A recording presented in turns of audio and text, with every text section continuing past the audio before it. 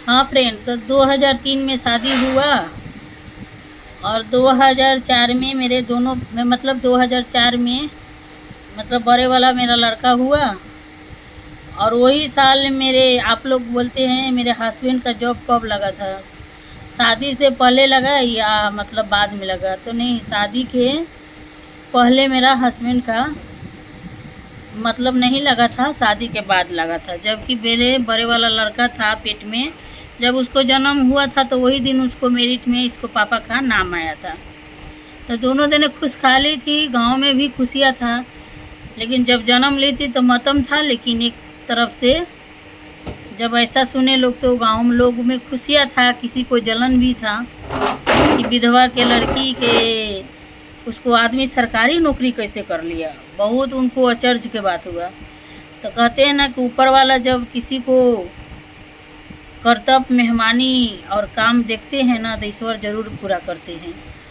तो वही मेरा 12 वाला लड़का हुआ, उसके बाद इसको पापा की नौकरी लगा। ये 25 जून के हुआ, इसका पापा 25 जून में ज्वाइन किए। फिर ये हुआ, उसके बाद 2006 में छोटा वाला हुआ। 2006 में छोटा होला के बाद में फिर मतलब इसको पापा के मतलब जो पहले जो थे तो जीडी वाला काम करते थे, वो जो हथियार वाला। लेकिन ऐसा नहीं है कि वो वाला काम नहीं करते थे, क्योंकि टाइपिंग किए थे ना, तो टाइपिंग के वजह से इनको ऑफिस में काम मिलता था। तो किसी ने कहा कि हवलदार के मतलब मिनिस्ट्री स्टाफ के फार्म निकले, तो मेरा हस्बैंड ने भरे। उसके बाद वो मिनिस्ट्री स्टाफ के उनको दोस्त लोग थे अपना, तो कहे कि भर चलो सर भरो। तो इसको पापा ने भरे। तो मैंने वो दिन जा रहे थे तो बोल रहे थे ना कि हम जा रहे परीक्षा देने।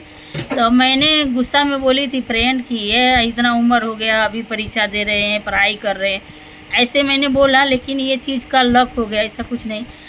जो जो चीज़ वो भैया ने साथ इनको दिए थे, जैसे जैसे वो लिखे वैसे वैसे ये लिखे। लेकिन जो होगा सो देखा जाएगा। जबकि जो ओम प्रकाश नाम का दोस्त इनको था, वो ने बताया उनको नहीं निकला, इनको निकल गया। बताओ, वही पर वो लोग हंस रहे हैं।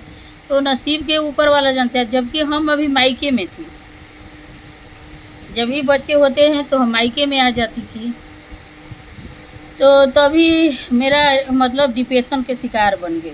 मतलब दूसरा बच्चा हुआ, पहले से धीरे धीरे थोड़ा सा मानसिकता थोड़ा दुखी दुखी होने लगी। शादी होने के बाद में लड़कियां थोड़ा सा वीक हो जाती है कम उम्र में, क्योंकि सास ससुर में जो जो बोलते हैं लोग ना, तो उसको मैं जवाब नहीं दिए थे ना, इसी की वजह से मेंटली हरासमेंट हो गया। पता ही नहीं चला, मैं तो हंसी में उड़ा लिए। अब बचपन में अब हंसने वाला भाई तो नहीं था फ्रेंड, लेकिन बहुत खुशहाल, मैं बहुत खुश थी। मुझे नहीं था कि मैं ससुराल में जाऊंगी तो मतलब ससुराल में इतना सारा सुविधाएं करना पड़ता है। मेरी मम्मी तो नहीं समझाई थी, लेकिन मैं तो हंसती थी। लेकिन उतना ही तो बचा है तो बच्चे जैसा सबके सामने खेलती अपने जायदी उदी के सामने। तो सभी लोग मेरे पागल घोषित करे, क्या बोले क्या ना बोले, तो मैंने उस पर कुछ गौर नहीं किया। भगवान बोले तू चुपचाप रहो बेटा। तो मैं चुपचाप सहते गई। मेरा छोटा भोला होने के बाद में ही मेरा ज़्यादा ही तबीयत खराब हो गया। मतलब अचानक से उठा के बैठा दिया लोग ना। वही दिन ऐसा लगा कि मेरा तो लड़का हुआ तो मैं खुश क्यों नहीं हूँ। वो दिन ब्लीडिंग ज़्यादा हो गया था, और वो दिन मैं आँख फुला फुला के पेट में बड़ा दर्द, और 2 ही घंटा में मेरा नॉर्मल डिलीवरी हो गया था। क्योंकि मेरा दर्द नहीं होता था, मतलब मेरा नॉर्मल 2 घंटा लगता था। मेरे सासू माँ का बोल रही थी बाप रे इसका कितना अच्छा है, मतलब इतना जल्दी किसका होता है। मेरे सास के बहुत दुख होता था बच्चे होने में। मेरी माँ के भी दुख हुआ था, मेरा नहीं हुआ था। 2 बजे दर्द हुआ, 4 बजे मेरा प्रिंस हो गया था। तो इसी के वजह से पता ना किसका नज़र लगा कि मेरे हस्बैंड के हवलदार में निकल गए, इधर बेटा हुआ और ऑपरेशन करा ली। तो आप वीडियो क्लिप में पहले देखे होंगे कि छत पर से गिरे, जो छवि देखे माँ के उस पर मैं बनाई हूँ। वही घड़ी से थोड़ा सा डिप्रेशन में चलने लगी। तबीयत ठीक नहीं चल रहा, खाली रोना आते। मतलब ये नहीं होता था कि मेरे साथ क्या हुआ है, कुछ समझ में नहीं आता था। मुझे ऐसा लगता था यार क्या हो रहा है, मैं उदास क्यों हूँ, क्यों रो रही हूँ, मुझे कुछ पते नहीं चल रहा है, मैं जीऊँगी कि नहीं जीऊँगी। मुझे ये मन में डर पैदा हो गया कि मर जाऊँगी क्या? कोई कह रहे कि नाटक कर रही है, कोई कह रहे कोई बीमारी नहीं है, इसका कोई इलाज नहीं है, ऐसे-ऐसे लोग कहते थे। तो मैं सोची कि मैं ज़िंदगी भर ऐसे ही रह जाऊँ। मैं धीरे-धीरे बीतते गए, फिर मेरा ये इसको पापा के हवलदार के ट्रेनिंग करके आए। तो यहाँ यही नागपुर में क्वार्टर मिला। तो नागपुर में क्वार्टर मिला तो सासू माँ बोली, चाहे जो भी बोले, कि भाई अपना परिवार साथे ले जा। तो मेरे हस्बैंड पहले बार, सबके जानबे करते हैं आज के लड़कियां करे है ना, नहीं मेरा हस्बैंड ऐसा करता है वैसा, सभी का हस्बैंड मेरे, सबका हस्बैंड वैसा ही करते थे। लेकिन हमारा उम्र था तो क्या समझ नहीं था, सबका हस्बैंड वही है। तो मेरा हस्बैंड क्या बोला कि वहाँ जाएगी तो ऐसे करेगी, भाभी से बोला। मैंने बोला कि चलो अनविश्वास कर ली। तो उनको लगा कि मेरे साथ जाएगी तो झगड़ा होगा चाहे जो भी। तो मेरे सासू माँ साथ में आई, पहला बार, एक दो बार साथ में आई। फिर मेरे सासू माँ बोले हाय दैया कैसे पालेगी, खुद के तो काम करती नहीं है, ये वो कितना मानी ऐलान फलान ठिकान कर दी। मैं सब सहते गई, दिन बीतते गया, तबीयत बहुत ख़राब होते गया। फिर अचानक से तब डॉक्टर से मिले। फिर वो डॉक्टर से कोनो परेशानी दूर नहीं हुआ तो किसी सर के हुआ था इनको, तो किसी सर ने इसको बताया। तो मैं बड़ी पदकोन सर हैं जो मनो के ही सब चीज़ का बीमारी के हैं, लेकिन जो हमारा उदासपन ज़्यादा रहता था उसी को वो दूर करने के लिए, डर बैठ गया था तो उसी के दवाई चला। कुछ दिन दवाई, नींद बिल्कुल नहीं लग रहा था, रात दिन नींदे नहीं आ रहा था। तो वो नींद के दवाई नहीं दिया पहला बार, मतलब बोले कि पहले चलाओ। तो मैं तो उनको पास खूब रोई। रोला के बाद में वो बोले कि अब जादू तो मंत्र नहीं है कि मैं घुमा दूँ और तुम्हारे को ठीक हो जाएगा। तो मैंने बोला सर ऐसे कैसे ठीक होता। फिर सर बोले कि हम हैं ना, ठीक हो जाओगी। फिर भी दवाई चलते रहे, 8 दिन हो गया था। फिर मैं डॉक्टर से मिलने गए तो उतना सुधार नहीं। फिर अचानक से मेरी सास के कहा जाने क्या दिमाग में आए, बोलते हैं ना कि दवा दवा दोनों चलना चाहिए। फिर मैंने कलकत्ता निकल गई, मतलब कलकत्ता के जो काली माई रहती है लोग तो थोड़ा ज़्यादा ऐसी रहता है, फूक फाक करते हैं लोग, वहाँ लेके गई। तो वहाँ मतलब दिखाई सुनाई। हम तो इस चीज़ पर विश्वास नहीं करते हैं, लेकिन जब इंसान को चारों देने से घेर जाते हैं ना तो हर चीज़ पर मजबूर हो जाते हैं। दावा दुआ दोनों चलना चाहिए। तो फिर एक ही दिन में वो सब कुछ हमसे करवाया, वैसे वैसे करी। मैंने खूब रोई। तो वो लोग क्या बोलते हैं, वो लोग का भाषा थोड़ा बंगाली के छी छा रहता है ना, खूब भाला छा, मतलब हमको नहीं समझ में आया। तो जीजा ने बोले ना, मेरे ननद घरे गई थी, मेरी ननद कलकत्ता में रहती है। तो वो बोले कि जीजा ने बोले ना कि वो बोल रहे हैं ना कि खूब भाला सा, मतलब खूब सुंदर है। मैं वो घड़ी इतनी मोटी नहीं थी, मतलब धीरे धीरे कि खूब भालो सा, खूब सुंदर है।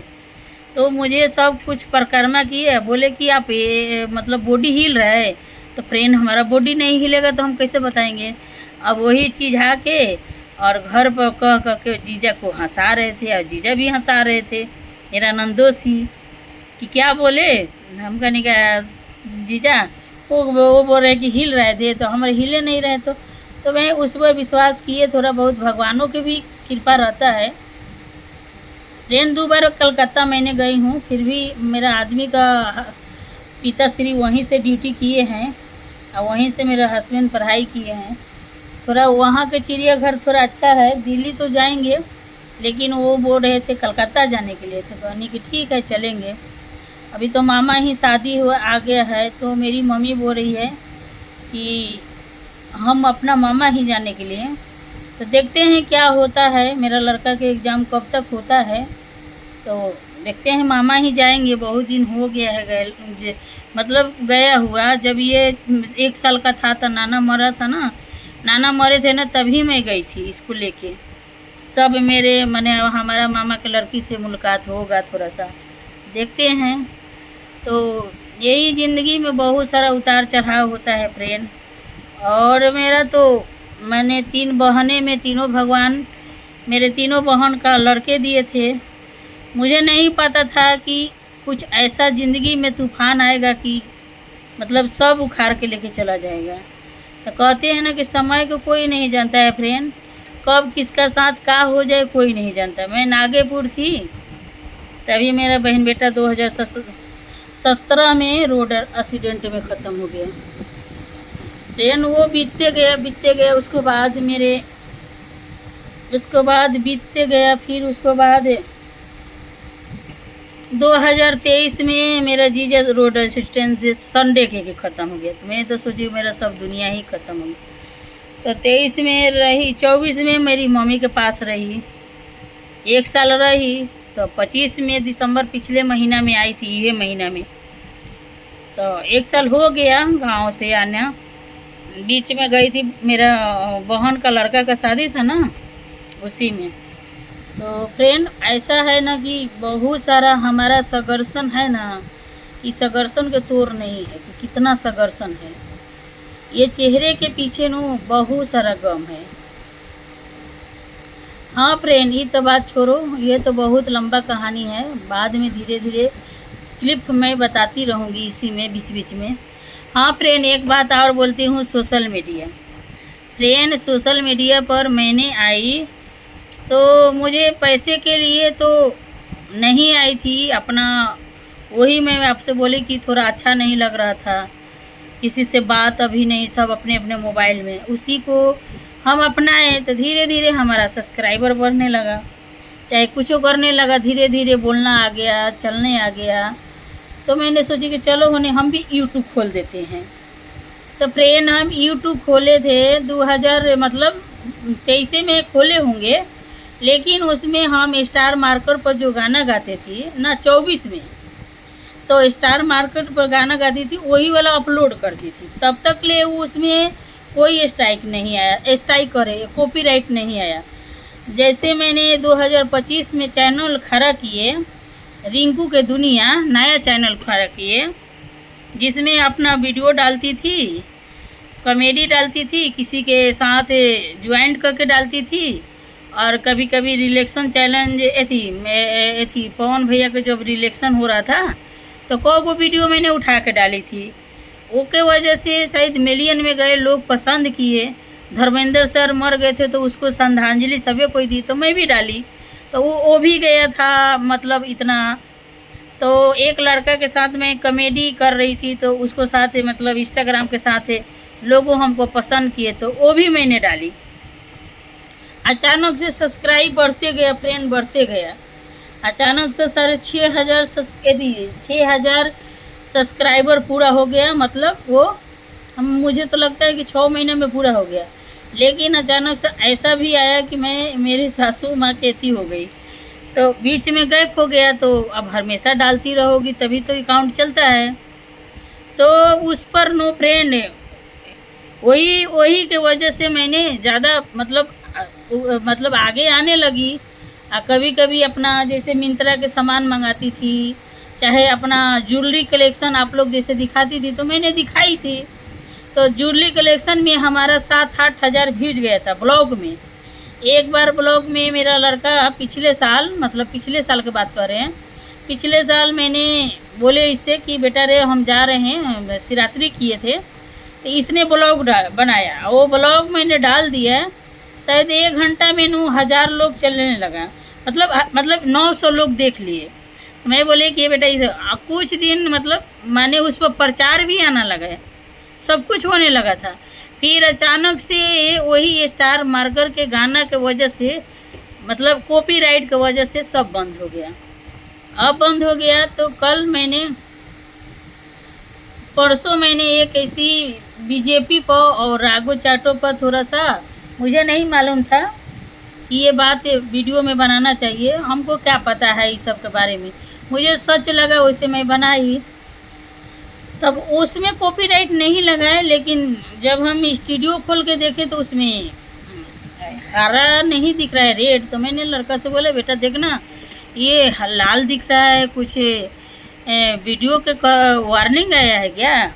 ये बोला मम्मी कुछ नहीं है। लेकिन AI से पूछा तो बोला कि हाँ दीदी ये वार्निंग आया है, जो आपने एक नेता पर वीडियो बनाई हो ना उसी की वजह से आए हैं, आप उसको डिलीट करो। तो फ्रेंड मैंने उसको डिलीट कर दिए। अब डिलीट कर दिए तो अभी तो नहीं डिलीट पूरा हुआ, लेकिन मैं तो डिलीट कर दिए। तो वो बोल रहे हैं कि 1 साल का थी पीछे आप चले जाओगे, एआई बोला मुझसे। तो मैंने बोला, मैं सोच में पड़ गई कि भाई इतना सारा मेहनत किए, अभी इतना बज रहा है, 1 बज रहा है, हम ब्लॉग बना रहे हैं। तो मैंने बोला कि अब हम क्या करें, मैं तो कहीं लाइक नहीं रहे भाई। तो फ्रेंड मैं सोची कि बनाए कि नहीं बनाए, जब कह रहे हैं कि अब मोनेटाइज नहीं होगा और व्यूज भी नहीं बढ़ेगा तो फिर बना के क्या फ़ायदा ये अकाउंट से। वो ऐसे मुझे कह दिए कि अब ये डिलीट करना पड़ेगा, चाहे जो भी कहो। लेकिन ये चीज़ हमें यूट्यूब वाले जहाँ स्टार रहता है, तारा के निशान, वहाँ दबा के पूछने का मदद रहता है। तो उनसे मैंने पूछा कि भैया ऐसा ऐसा वार्निंग आया था, मैं इस चीज़ टॉपिक पर राघव चड्ढा और बीजेपी पर मैंने वीडियो बनाई थी।